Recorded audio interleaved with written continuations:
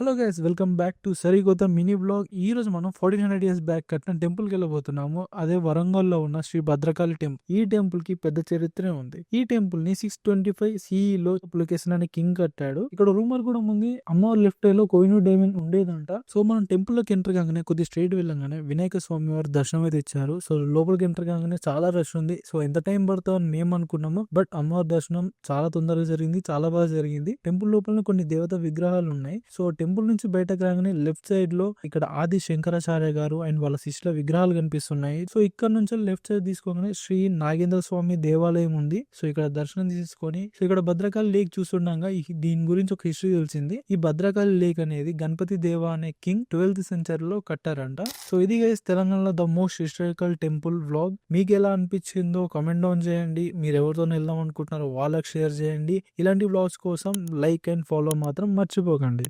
ఉంటాం అలా.